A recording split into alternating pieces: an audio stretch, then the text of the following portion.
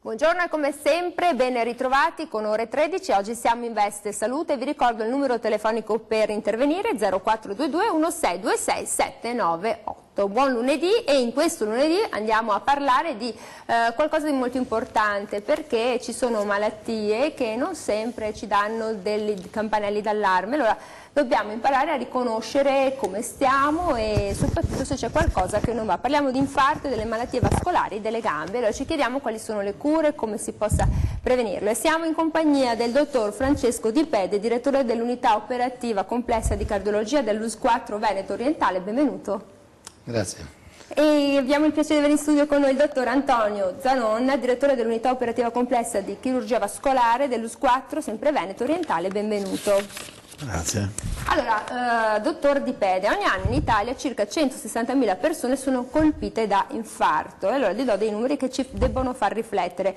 40.000 muoiono prima dell'arrivo in ospedale, una volta su due il decesso avviene entro i primi 30 minuti dall'inizio appunto dell'infarto. 95.000 arrivano in ospedale e poi di circa l'11% di questi purtroppo muore. Allora questo infarto che si porta via un paese molto grosso, una città importante, ma come mai siamo nel 2018 e non siamo ancora riusciti ad avere forse delle informazioni, delle linee guida più importanti per prevenire questo infarto? Cosa succede? Il problema è che l'infarto può colpisce improvvisamente, a volte ci sono dei campanelli di allarme, spesso ci sono dei fattori di rischio che non sempre sono adeguatamente riconosciuti e trattati, per cui effettivamente si arriva ai numeri che lei ha citato. Però devo dire che nel corso degli anni abbiamo avuto una sensibile riduzione delle malattie cardiovascolari, cosa che non è avvenuto in altri ambiti. Nel campo delle malattie cardiovascolari c'è una riduzione importante e c'è una riduzione molto importante anche di mortalità per infarto miocardico acuto. Faccio solo un esempio, negli anni 80 la mortalità per infarto acuto era il 40% in ospedale. Adesso siamo arrivati al 10-11%, quindi dei progressi enormi sono stati compiuti in questi anni. La cosa importante oggi, al di là della prevenzione, di cui forse parleremo con altre domande, ma per quanto riguarda la cura, la cosa fondamentale è riconoscere di avere un infarto, perché se si interviene rapidamente, anche nell'arco di circa 2 ore, i danni procurati dall'infarto sono minimi e quindi si può tornare a una vita normale. La cosa fondamentale è riconoscere il dolore dell'infarto e chiamare il 118. Perché noi abbiamo, fortunatamente, cioè in Italia, ma nel Veneto siamo particolarmente all'avanguardia, provincia di Venezia, di cui la nostra provincia dove lavoriamo è particolarmente all'avanguardia, c'è questo sistema che l'ambulanza arriva entro 10 minuti circa e quando arriva fa diagnosi di infarto, perché arriva l'infermiere o il medico, entrambi con un elettrocardiografo, quindi fanno immediatamente la diagnosi e da quel momento il paziente è protetto, per cui anche quella mortalità improvvisa che avviene prima di essere ricoverato in ospedale, in realtà viene abbattuta con questo sistema, perché da quel momento il paziente è monitorato, quindi se ha un arresto cardiaco abbiamo gli strumenti per rianimarlo dall'arresto cardiaco. Dopodiché, quando si arriva in ospedale, si completano le cure. Le cure, se vuole gliele dico, sulle cure ci torniamo. Allora vi ricordo intanto che siamo sempre in diretta e il numero telefonico 0422 1626 798. Vi ricordo anche che siamo su Facebook, quindi se volete postare delle domande ci sono già dei quesiti e poi appunto vi daremo una risposta. Le faccio una domanda, perché ormai siamo tutti un po' generosi, soprattutto qui in Veneto, e doniamo magari dei soldi, dei contributi a questi vari Lions, piuttosto che associazioni, sono spuntate come funghi defibrillatori. Lei è preoccupato perché bisogna saperli usare? È bello vederli là. Certo. Poi certo. però è una... Bisogna saperli usare. Ecco. Soprattutto bisogna sapere che ci sono, ci deve essere qualcuno che sa dov'è e ci deve essere qualcuno che è in grado di usarlo. Ci sono sicuramente, vengono fatti dei corsi per le rianimazioni cardiopolmonari, ci sono dei corsi base, dei corsi più avanzati, ma la cosa più importante è che quando viene messo uno di questi defibrillatori, le persone, i negozianti, se siamo in una strada, lo stadio, quello che è, si deve sapere che lì esiste e quindi deve essere un sistema chiaro, immediato, semplice di attivazione, perché poi usarlo non è difficile. Sono defibrillatori che sono semi-automatici, quando vengono applicate le placche ci sono degli algoritmi che riconoscono quello che c'è da riconoscere e quindi guidano l'operatore nei gesti da compiere. E questo è un progresso enorme, perché di fatto, siccome non sempre si può prevenire, come abbiamo già accennato prima, è importante riuscire ad intervenire rapidamente, così si salvano delle vite, ma si salvano. E devono essere allo stesso livello degli estintori per l'incendio. Cioè noi siamo preoccupati dell'incendio, è chiaro. Ce ne sono molti meno di incendio anche che arresti bisogna cardiaci. saperlo usare, perché poi magari va a finire che la schiuma la svuoti e alimenti ancora di più il fuoco. Meno male che sono cose teleguidate. Allora 0422162678, abbiamo il nostro cardiologo Francesco Di Pede, se avete delle domande, dei quesiti, e abbiamo anche il nostro Antonio Zanon, direttore dell'unità operativa complessa di chirurgia vascolare. Allora, a proposito di chirurgia vascolare, è un trade union, perché se il sangue non scorre bene, mamma mia, il cuore arranca e fa fatica. Senta, per quanto riguarda le malattie vascolari delle gambe, ne viene colpito il 3, il 6% della popolazione, poi a seconda della fascia d'età, ad esempio negli over 65-70, la questione aumenta al 10%. Cosa sono le malattie vascolari delle gambe, dottore? Beh, innanzitutto bisogna distinguere le malattie delle arterie e le malattie delle vene. Le malattie delle arterie hanno una causa che corrisponde sostanzialmente sulle stesse cause che possono avere le coronaropatie di cui ha parlato prima il dottor Di Pede, cioè c'è una malattia che colpisce le arterie, che trova delle cause soprattutto nel diabete, nella ipercolesterolemia e nell'abitudine al fumo di sigarette, che porta lentamente alla occlusione delle arterie, siano esse le coronarie come le arterie degli arti inferiori. Ecco, qui stiamo vedendo delle immagini, dottore. Sì. Eccoci, siamo in quella zona giusta? Sì, siamo nella zona giusta, vediamo che la lesione iniziale dell'arteria comincia al suo interno. Praticamente la nicotina e l'ossido di carbonio contenute nel fumo di sigarette va a colpire le cellule che proteggono l'interno del vaso, dell'arteria. Nel nostro sangue ci sono degli elementi, dei soldatini, che sono le piastrine, che vanno a difendere la loro integrità e quindi vanno a chiudere questa lesioncina che c'è stata in questa parete interna dell'arteria, e da qui nasce la placca aterosclerotica, perché non guarisce completamente, sulle piastrine si deposita la fibrina e poi il colesterolo e poi altre sostanze, per cui lentamente ma inesorabilmente l'arteria tende a chiudersi. Diciamo che non ci può essere un ritorno alla perfezione di come era prima l'arteria, però se noi riusciamo attraverso la prevenzione, quindi una cura adeguata, che consiste prima di tutto nel compensare bene il diabete nelle persone che hanno il diabete. Cioè non vuol dire che uno che ha il diabete sicuramente andrà incontro all'arteriopatia, bisogna curare le malattie. Poi bisogna prevenire l'aterosclerosi attraverso l'abolizione del fumo di sigarette, che questa è una cosa fondamentale, e poi nelle persone che hanno la tendenza ad avere il colesterolo alto, diciamo l'ipercolesterolemia, bisogna cercare o attraverso la dieta o attraverso delle cure anche mediche di ridurre la presenza del colesterolo e quindi in qualche modo chiudere, stoppare, fare in modo che non ci sia un accrescimento della placca, e quindi non è detto che a tutti i costi deve arrivare all'occlusione. Però se una persona si trascura, chiaramente l'arteria si chiude e a questo punto comincia la malattia. E ricominciano le questioni di cui stiamo parlando. Allora, siamo sul nostro Facebook, dottore, allora arriva una domanda e dice: ma è vero che dopo i 50 anni le donne sono più a rischio infarto? C'è una domanda in questa direzione. Ci dia una speranza che qua... No, cioè, diciamo che prima le donne sono protette, dopo il loro rischio si avvicina a quello degli ormoni, certo. Quando dopo l'età di 50-55 anni il rischio delle donne diventa simile a quello degli uomini. Diciamo che poi la malattia, quando si manifesta nelle donne, è un pochettino più grave rispetto agli uomini. Non che c'è questa cosa di lunedì che adesso siamo più sfortunate. Un pochettino più grave. Diciamo che i motivi a volte sono anche proprio fisici, nel senso che le arterie degli uomini sono un po' più grandi, le arterie delle donne sono un po' più piccole, per cui per ostruirsi basta poco. Per cui ci sono proprio dei meccanismi, diciamo, molto banali, al di là della complessità della malattia. Senta, poi un'altra domanda che è arrivata, chiede: è vero che le cause dell'infarto sono da ricercarsi nelle malattie arterosclerotiche?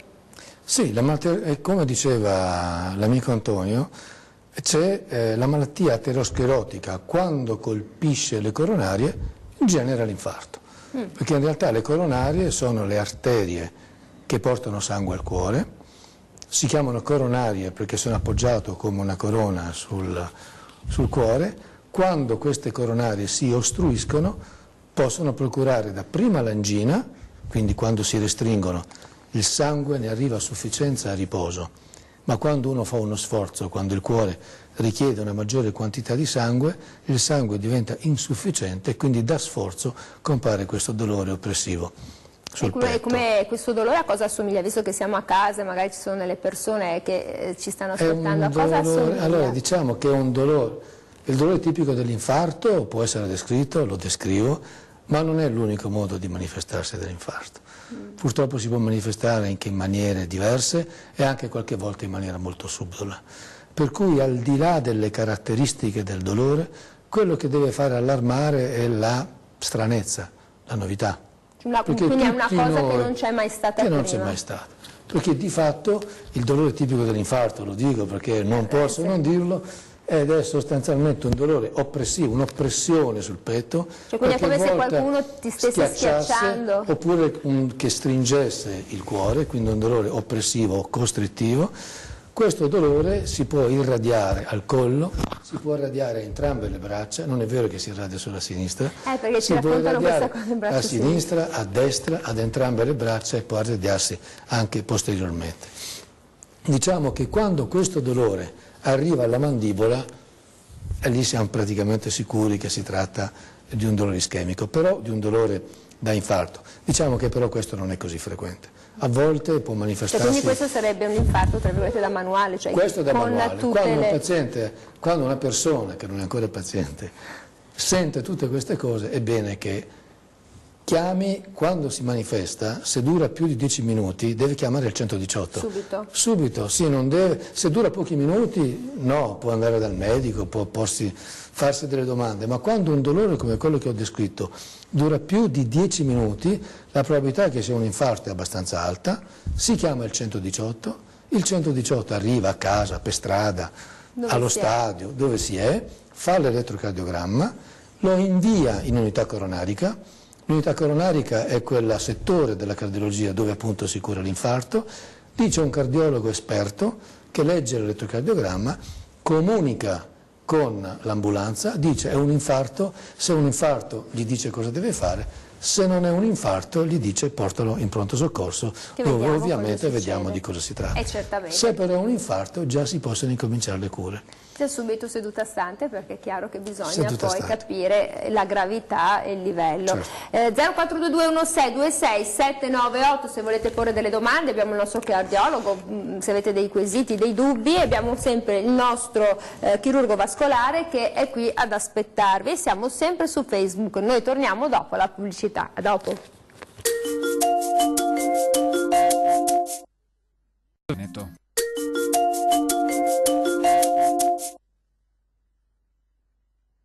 Eccoci qui, siamo rientrati con la diretta 0422162678. Se avete qualche quesito siamo qui a disposizione, vedo una telefonata. Pronto, buongiorno, buon lunedì. Buongiorno, buon lunedì Daniela. Buongiorno. Volevo fare una domanda ai dottori da neofita.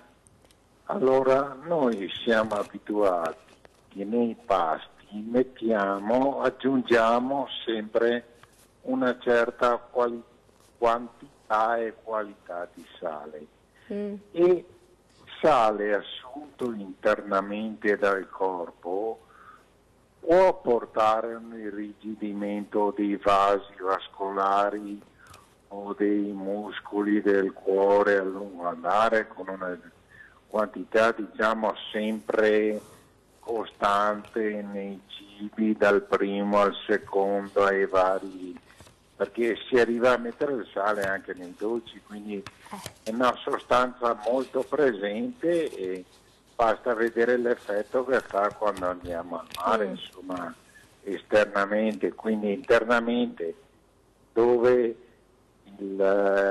la parte del nostro corpo è molto più sensibile.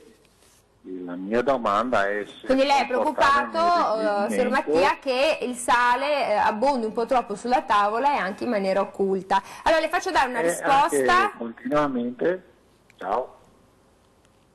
Le faccio dare una risposta dai nostri dottori. Allora, vabbè che l'Organizzazione Mondiale della Sanità ha stabilito la quantità minima di sale quotidiano, il problema è che mangiando un biscotto, mangiando qualsiasi cosa, l'industria alimentare mette il sale, perché il sale crea sicuramente, insomma, dà più sapidità. Allora, è vero che troppo sale crea questo problema di irrigidimento? Assolutamente sì. Noi abitualmente assumiamo una quantità di sale esagerata nella nostra alimentazione, perché come diceva c'è molto sale occulto negli alimenti. Il prosciutto crudo è buonissimo, però è pieno di sale.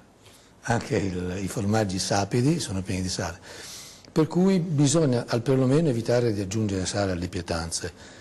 E il sale, basta abituarsi. Ma vabbè, insomma, quindi lei dice, da oggi, signore che siete a casa, l'ha detto il dottore Di Pede, basta sale. Comunque sale possiamo benissimo.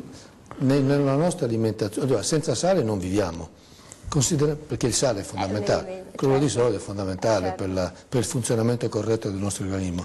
Però il problema è che noi abbiamo già molto sale negli alimenti, nel pane c'è sale, nella pasta c'è sale, nel prosciutto c'è sale, nella carne c'è sale, non termino qui l'elenco, ma ovunque c'è sale.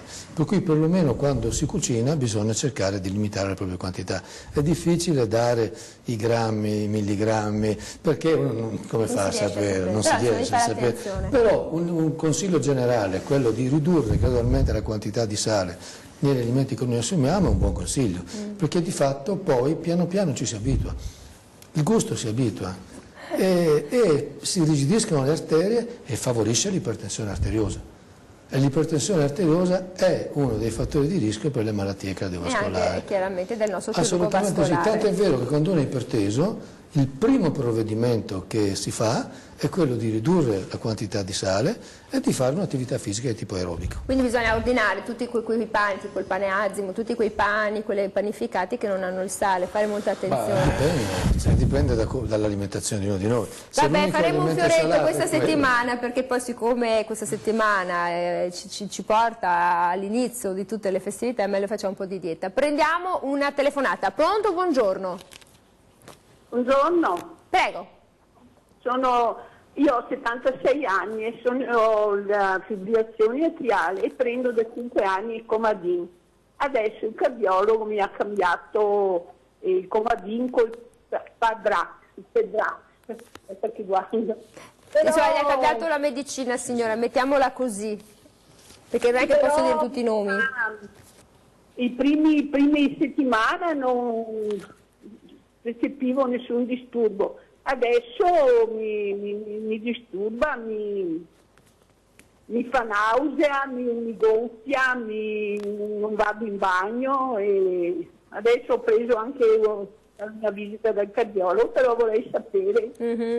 Allora signora, lei ha 76 anni e soffre di fibrillazione atriale. Allora, le faccio dare una risposta dal nostro Francesco Di Pede. Allora, la signora, non possiamo dire i nomi dei farmaci, lo so, mi venga incontro, mi aiuti, ogni tanto so che lo so il farmaco che ha detto, lo conosco. Allora, l'ha cambiato da un tipo e ne ha scelto un altro, però ha degli effetti collaterali per la signora. Lei ha prenotato una visita al cardiologo, ma nell'attesa cosa fa? I sintomi che lamenta una signora non sono sintomi mortali, per cui può aspettare di andare al cardiologo. Però io quello che posso dire è che lei assumeva prima un farmaco che si usa da decine e decine di anni, adesso ci sono dei nuovi farmaci che hanno dei vantaggi rispetto a questo vecchio farmaco, però come ogni farmaco ha effetti positivi ed effetti negativi. Quello che ha citato la signora è un effetto collaterale tipico di questo farmaco. Ma è transitorio secondo lei? No, non è transitorio. Compare una piccola percentuale di pazienti, non in tutti ovviamente perché sennò non sarebbe più nel commercio, però può comparire quando compaiono questi fastidi, Ci sono dei piccoli accorgimenti di prendere lo stomaco pieno, di prendere dei gastroprotettori, ma se questo non consente di abolire i sintomi, si cambia farmaco. O si torna a quello precedente, oppure ce ne sono almeno... Sarà stata una motivazione perché magari ha cambiato la terapia, sì, probabilmente. È innovativo questo farmaco. Allora, ce ne sono altri 3, insomma, tra cui si può scegliere. Allora, sceglieremo fra altri 3. Io vedo accesa la scritta telefonata. Pronto, buongiorno. No, non c'è più. Allora, dottor Zarone, senta, gambe e piedi hanno un ruolo fondamentale per la circolazione del sangue, rappresentano delle vere e proprie pompe che aiutano il ritorno del sangue verso il cuore. E quindi noi, per questo ci dicono, dovete fare almeno 5.000-10.000 passi al giorno, camminate, muovetevi, però c'è anche chi dice, come abbiamo su Facebook, che stanno male perché una signora dice: mi hanno detto di estrarre la safena, faccio bene? Dipende. Allora, ci sono due considerazioni. Una per quanto riguarda il ritorno del sangue, no? Allora, pensiamo al cuore. Il cuore spreme il sangue dal centro verso la periferia, quindi verso le braccia, le gambe, il cervello, ma poi deve ritornare indietro il sangue.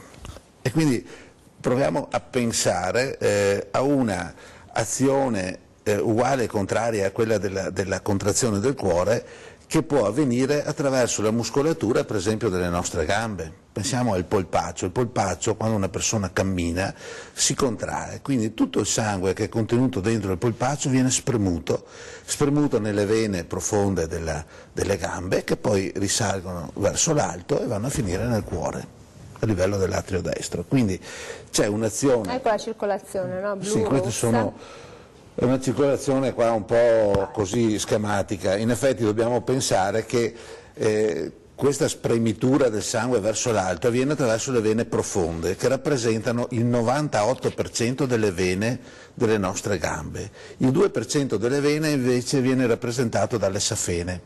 Quindi quando le safene sono integre, queste praticamente servono, ma nel momento in cui cominciano a dilatarsi e si formano le vene varicose, le varici, non solo non servono più a niente, ma diventano anche dannose e possono dare nel tempo una sintomatologia abbastanza importante e delle complicazioni. Ecco perché se c'è una dilatazione delle safene c'è l'indicazione a portarle via.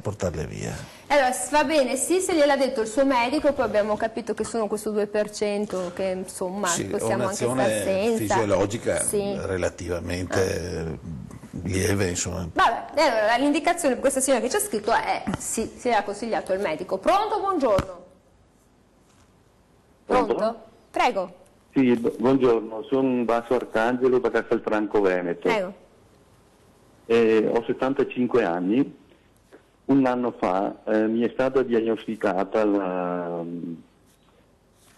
angina instabile di Prinzmetal. Ho passato 2 ore di dolori atroci. Adesso, dopo un anno, dopo un materasso di pastiglie e di medicinali che mi hanno prescritto, mi trovo abbastanza bene, ma sono sempre stanco.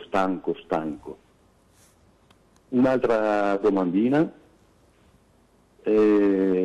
l'emotività può influenzare questo tipo di malattia? Resto in attesa della risposta. Allora, signor, le faccio dare una risposta dal nostro dottore. Quindi questo signore ha avuto questa angina instabile e adesso, dopo un anno, si sente molto stanco e chiede se la stanchezza è una cosa che possa andare via, transitoria, e poi se questo possa dipendere anche dall'emotività, quindi la sensibilità di ciascuno. Dottor De Pede. Certo, quindi l'angina di Prinzmetal è un'angina molto particolare, perché diciamo che adesso è rarissimo, in passato era più frequente, ma adesso i casi di angina di Prinzmetal sono veramente rari. Qual è la particolarità di questo tipo di malattia? È che mentre nella angina classica, quella che abbiamo descritto prima, c'è un'ostruzione dei vasi coronarici dovuti alla placca aterosclerotica, nel caso dell'angina di Prinzmetal non c'è una placca, ma c'è uno spasmo, cioè quindi è un'angina funzionale. Quindi la coronaria ha una muscolatura, perché le coronarie si dilatano, si costringono a seconda della nostra attività. È ovvio che a riposo le coronarie hanno un certo calibro, quando facciamo uno sforzo il calibro aumenta per aumentare il flusso di sangue. Quindi hanno muscolatura e sono innervate. Capita che in questo tipo di angina, invece di dilatarsi, le coronarie si restringono, quindi la coronaria ristretta non fa più passare sangue, viene l'angina. E questa è una tipica malattia che viene curata con le medicine, cioè non ci sono interventi, sono farmaci. Perché è fisiologica, cioè con sì, agisce anche perché lo spasmo, quindi questo restringimento, può avvenire in qualsiasi segmento delle coronarie, mentre l'ostruzione sia all'inizio si può mettere lo stent oppure fare il bypass, qui è funzionale, può stringersi dappertutto, quindi è una tipica malattia da farmaci. La sua astenia non dipende dall'angina di Prinzmetal, o dipende da altro che io non so, o dalla terapia farmacologica, perché la terapia farmacologica, che è fatta sostanzialmente di medicinali che si chiamano calcio-antagonisti, che hanno l'obiettivo di dilatare le coronarie, qualche volta possono produrre anche un abbassamento esagerato della pressione arteriosa e quindi può comparire un'astenia. Quindi è una valutazione clinica che può farci capire da cosa dipende. Deve rivolgersi al medico e vedere prima se il c'è medico una di base, il medico di medicina certamente. Di famiglia, e quindi poi magari dà delle indicazioni. Poi casomai il cardiologo, anche perché uno che ha un'angina di Prinzmetal e segue una terapia farmacologica, è bene che faccia i controlli periodici, cioè non è una malattia, non è una cura per la vita, è una cura che va adattata alla situazione del paziente. È chiaro. 0422162678, e poi siamo sempre qui sul nostro Facebook, abbiamo altre domande e noi però vediamo una risposta dopo la pubblicità. A dopo. Già.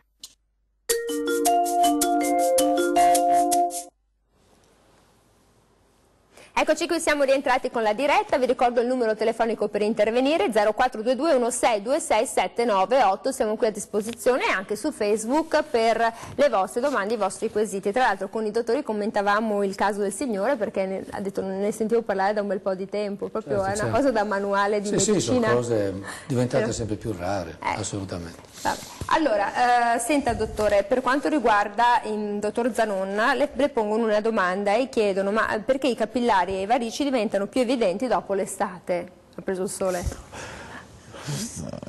Allora, i capillari e le varici sono costanti, cioè se ci sono rimangono sia prima che dopo l'estate. Ci sono dei momenti in cui sono più evidenti, sono i momenti in cui soprattutto d'estate le persone vanno in spiaggia, quindi si tolgono i pantaloni, si mettono il costume, quindi se c'è qualche inestetismo questo viene a galla, no? E quindi noi che cosa dobbiamo fare? Innanzitutto dobbiamo pensare che non sono malattie, non sono patologie, non sono cose gravi, ma sono legate un po' a quella che è l'estetica per quanto riguarda i capillari, tra virgolette, che si chiamerebbero teleangiectasie cutanee. La ragnatela del ragno, no? Quell'effetto ragnatela, sì. No? Non è una cosa grave, non è una malattia, è solo un estetismo che può trovare delle cure particolari.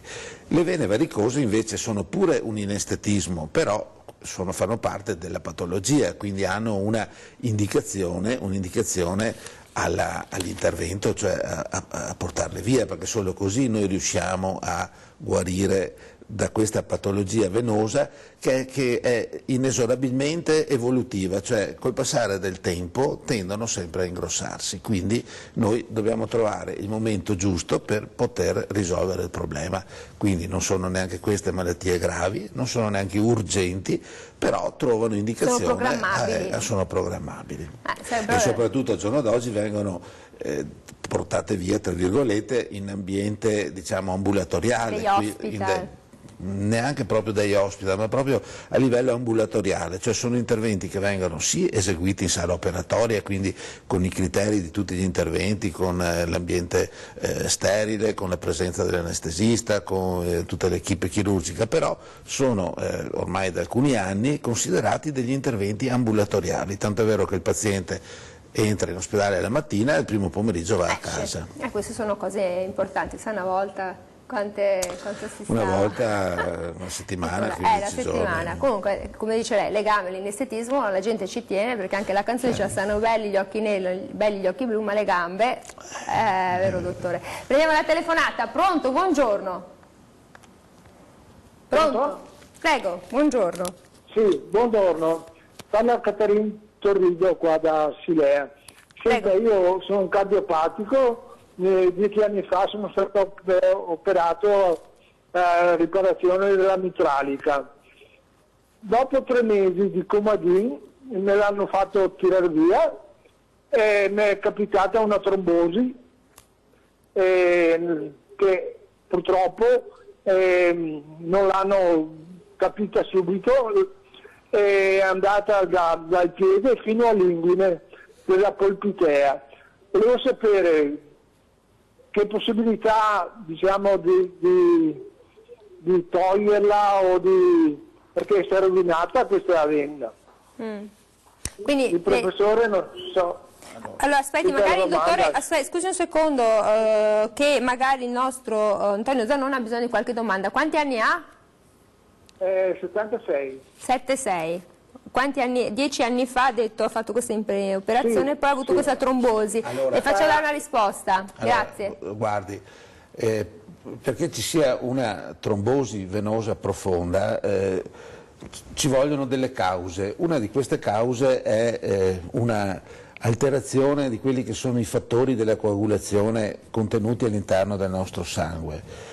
Un'altra causa può essere dovuta a delle lesioni della vena, per esempio che si possono avere prendendo una botta su una gamba, sul polpaccio. E poi un'altra considerazione importante è quando il sangue è fermo, cioè quando c'è un rallentamento della circolazione. Queste 3 circostanze possono portare alla trombosi venosa profonda, che di solito parte da delle piccole vene del polpaccio e poi risale attraverso la vena poplite lungo la femorale per arrivare fino all'inguine, come ha detto lei nel suo caso.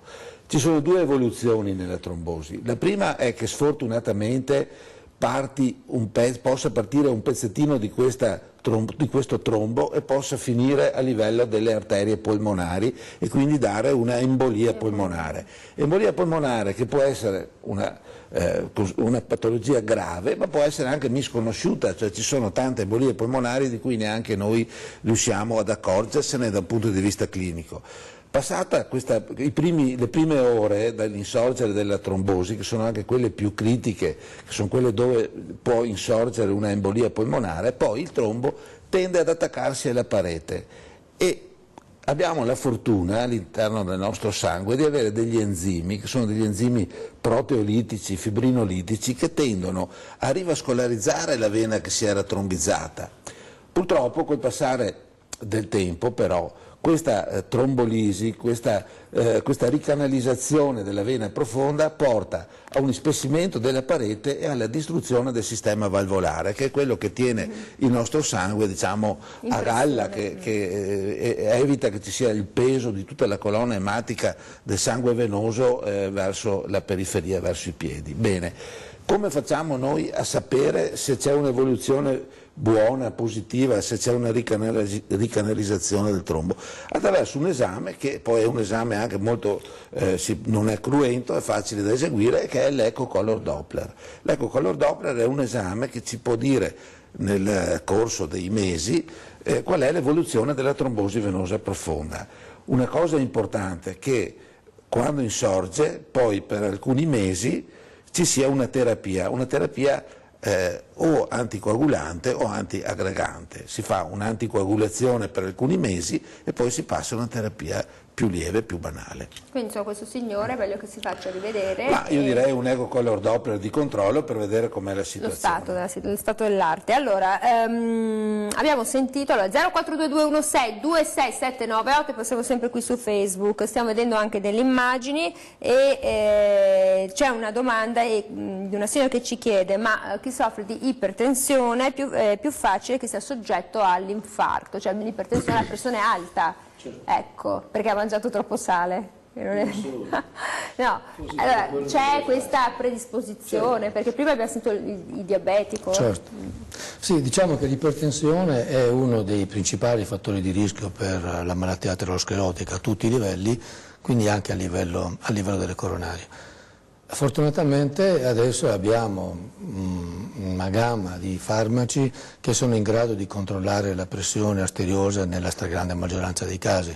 Quindi l'iperteso intanto deve curare la sua ipertensione, ma non solo, deve stare attento che non vi siano altri fattori di rischio che peggiorano la situazione, tipo il colesterolo alto, il diabete, il fumo, la familiarità. Se uno ha una familiarità per malattie coronariche ed è iperteso ha un rischio più elevato rispetto a chi è solo iperteso, quindi deve controllarsi ancora meglio.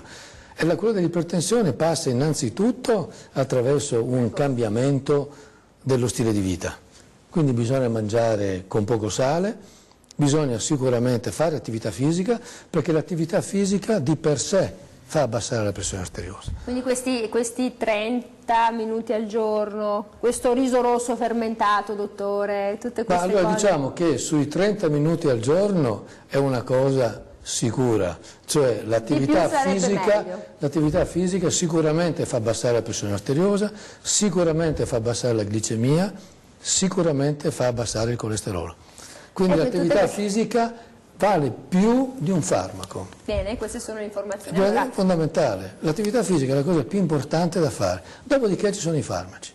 E la dieta? La dieta, il peso, il controllo del peso, non l'ho detto perché è una cosa talmente ovvia che si dice talmente dappertutto. Che siamo stufi, che anche poi adesso che siamo sotto le feste non possiamo castigarci anche così. Senta, allora intanto 0422 16 26 798, allora abbiamo capito all'inizio della trasmissione che l'infarto è subdolo perché può non avere, ovviamente come siamo tutte persone diverse, dei segnali uguali per tutti quanti, poi varia negli uomini e nelle donne, abbiamo capito, e poi abbiamo capito che la cosa che conta è la tempestività, cioè l'urgenza, andare subito, chiamare subito.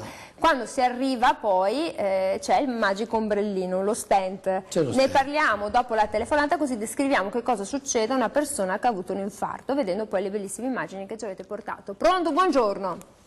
Buongiorno, sono Giusy. Buongiorno Giusy. Volevo chiedere ai suoi ospiti come mai che siccome dicono sempre che dal fumo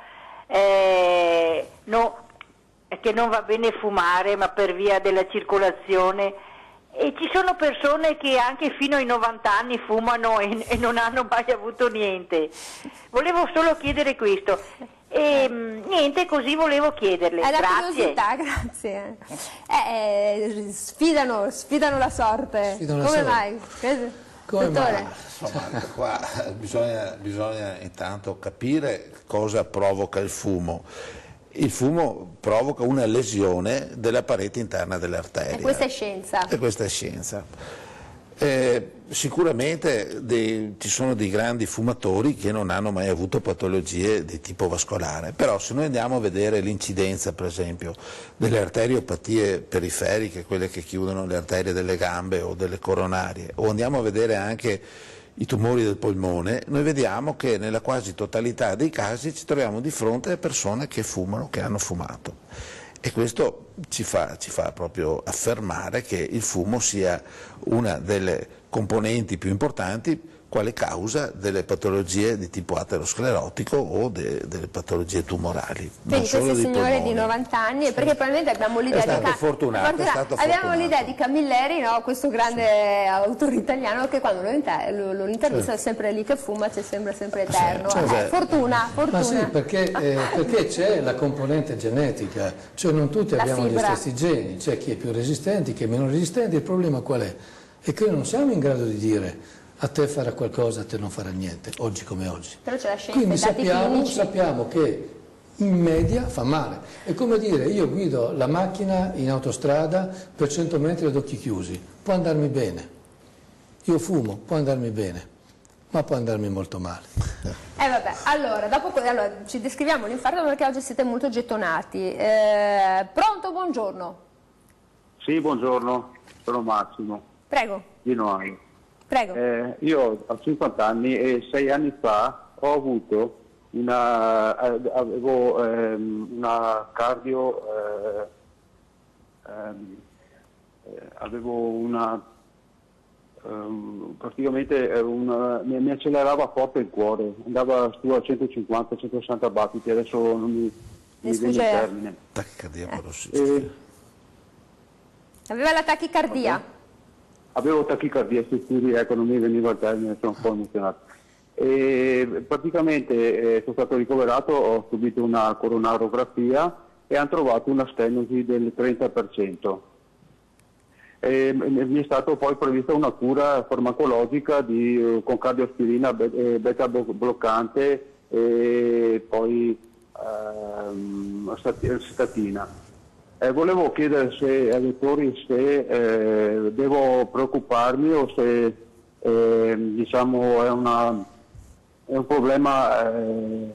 un problema, insomma, ecco, volevo vuole sapere se può tenere la terapia e tenerla così sotto controllo, quindi voleva farsi questa idea. Tra l'altro lei ha avuto questa tachicardia a 44 anni, quindi 6 anni fa, quindi molto giovane. Sì. Le faccio dare una risposta, signor Massimo. Volevo chiedere anche qual era il motivo che poteva essere, poi non mi è stato spiegato per quale motivo. O si è innamorato e ha visto una donna bellissima e ha detto mamma mia. Questo può essere un motivo. Allora. Questo può essere il motivo. Allora, il motivo di questa tachicardia, il signor è stato recuperato, poi ha fatto una serie di analisi e le hanno dato una cura farmacologica e quindi probabilmente vuole sapere cosa deve fare, se continuare per tutta la vita con questi farmaci. Il problema è un po' più complesso, perché tachicardia e placca sono due cose diverse. La tachicardia può aver svelato la placca, ma casualmente non sono due cose correlate. Quindi diciamo che il suo problema in questo momento è la placca. Quindi lui ha una placca, la stenosi del 30% significa che ha una placca sulle coronarie. Se ha una placca sulle coronarie vuol dire che la malattia aterosclerotica è già presente nel suo organismo e quindi bisogna evitare che questa placca progredisca fino all'ostruzione. Allora ci sono due linee di cura da fare.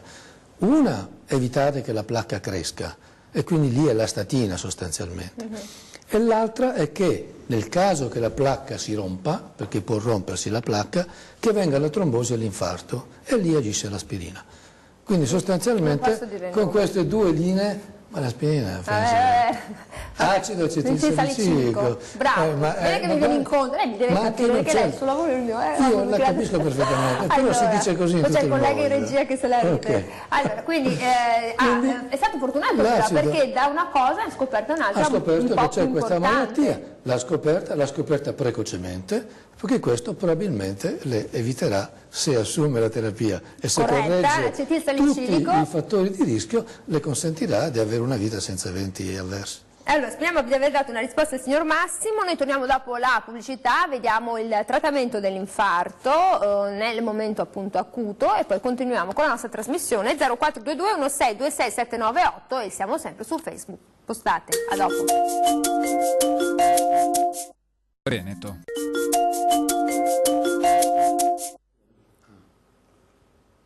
Eccoci qui, siamo tornati in diretta 0422 1626 798. Allora state chiamando, avete telefonato e l'indicazione è quella di seguire sempre il percorso che vi è stato assegnato dal medico, di non fare anche cose per conto proprio, di non sospendere le terapie.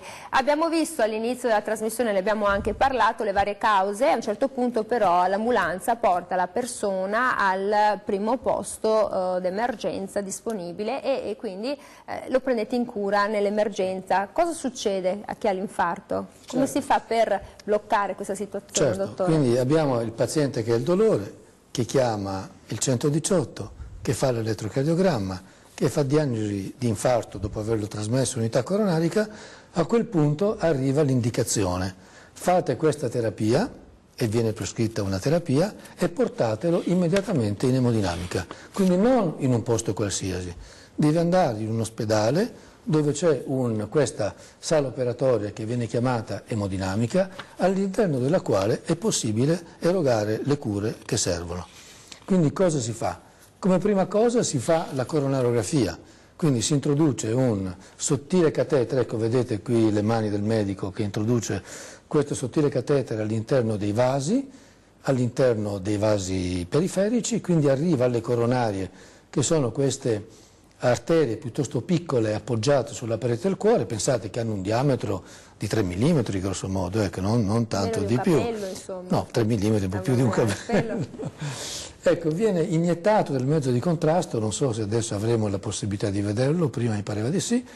Comunque si vede che c'è questo mezzo di contrasto che si blocca, che significa che l'arteria è totalmente occlusa. A questo punto si introducono una serie di dispositivi molto sottili, uno dei quali è appunto lo stent, il quale, eccolo, ve lo fa vedere, lo vedete lì, è una struttura metallica dello spessore di micron, pensate, che è appoggiato su di un palloncino. Questo palloncino viene gonfiato e una volta che viene gonfiato lo stent si appone alle pareti del vaso, vedete il palloncino che si gonfia, perfetto, una volta gonfiato e lo stent è quello che vedete, quella rete metallica, viene appoggiata alla parete del vaso e serve a tenere aperto il vaso e ripristinare il flusso. In questo modo, eccolo qua, vedete lo stent, vi rendete conto che è veramente una struttura metallica molto tenue, ma deve essere molto tenue perché ricordiamoci che è un corpo estraneo e l'organismo reagisce male ai corpi estranei. Se un corpo estraneo va all'interno dell'arteria, l'organismo lo riconosce come estraneo e fa una trombosi. Lo attacca, fa una trombosi, quindi si ottiene esattamente l'opposto di quello che noi vogliamo. Per evitare questo ci sono questi stent molto tenui, poco metallo, e si fanno delle medicine che tendono a bloccare la trombosi. Quindi si ha il ripristino del flusso, lo stent che è in sede, il flusso dà di nuovo nutrimento al muscolo cardiaco, il quale invece di avere un danno enorme, in questo caso è un danno molto limitato perché siamo intervenuti in tempi rapidi. Qual è il tempo di intervento? Allora diciamo che se si interviene, il tempo di interviene che è ideale, ecco. 30 minuti non si ha neanche l'infarto, cioè il cuore resiste mezz'ora, resiste senza avere dei danni stabili, poi incomincia ad avere una morte di cellule che è progressiva, va dal centro verso la periferia, però se noi interveniamo entro 2 ore, che è del tutto ragionevole riuscire a intervenire entro 2 ore, il danno è minimo e pensate che se si interviene entro 2 ore la mortalità è 1-2%, veramente poco. 0422162678, allora passiamo dal cuore allo stent, perché anche per le gambe chiaramente è un amico fondamentale, perché anche voi ne introducete parecchi a seconda appunto delle problematiche che vi si pongono davanti. Si può dire innanzitutto che abbiamo visto che la causa è la stessa sia per le malattie delle coronarie che per le malattie delle arterie e delle gambe. Parliamo di arterie e non di vene in questo caso. Quando ci sono delle stenosi o delle occlusioni delle arterie si ha praticamente la stessa angina. Eccola là, ce l'abbiamo sullo schermo. La stessa angina che era stata descritta prima da Amico di Pede, che si ha perché il muscolo, il miocardio, il muscolo cardiaco soffre della mancanza di ossigeno e quindi dà un dolore. Lo stesso dolore noi lo possiamo avere se manca l'ossigeno a livello della muscolatura del polpaccio, per esempio. Ma che dolore è, dottore, per capirci? Perché se al cuore sentiamo questa fitta, nelle gambe cosa si sente? Un crampo che di solito insorge quando un paziente cammina. Un paziente fa un po' di strada, la fa o velocemente o camminando piano e dopo alcuni metri deve fermarsi obbligatoriamente perché ha un dolore come un crampo che gli prende le muscolature delle gambe, specie il polpaccio. A questo punto deve fermarsi, si ferma, aspetta un po' di tempo finché il sangue ritorna a circolare, dopodiché il dolore scompare e il paziente può riprendere il suo cammino. Diciamo che all'inizio di questa sintomatologia il paziente normalmente si vergogna un po', per cui viene chiamata anche la malattia delle vetrine, perché i pazienti fanno finta di guardare cosa c'è dentro le vetrine in quanto hanno questo dolore che impedisce loro di andare avanti. Clinicamente si chiama la claudicatio intermittens. Questa è una sintomatologia proprio specifica della mancanza di flusso arterioso a livello della muscolatura delle gambe. Ed è un po' il metro di misura che ci può indirizzare verso un tipo di terapia oppure un altro. Se questa claudicatio è grave, se si ha dopo pochi passi, Diciamo che dal punto di vista così come convenzione si ritiene che un paziente abbia una claudicazio importante quando riesce a fare meno di 100 metri. E allora a questo punto c'è anche tutta una diagnostica da fare, cioè dobbiamo studiare questi pazienti e come per il cuore si fa una coronarografia, per questi pazienti si fa invece una arteriografia delle arterie delle gambe che ci fa vedere esattamente dove queste sono chiuse, dove queste sono stenotiche e ci in qualche modo fa studiare attraverso una collaborazione che per esempio la chirurgia vascolare ha nella nostra azienda con la cardiologia, e quindi valutiamo assieme quali sono le possibilità o chirurgiche o endovascolari, in questo caso appunto il posizionamento dello stent, cure che siano quelle più specifiche, quelle più utili per il paziente.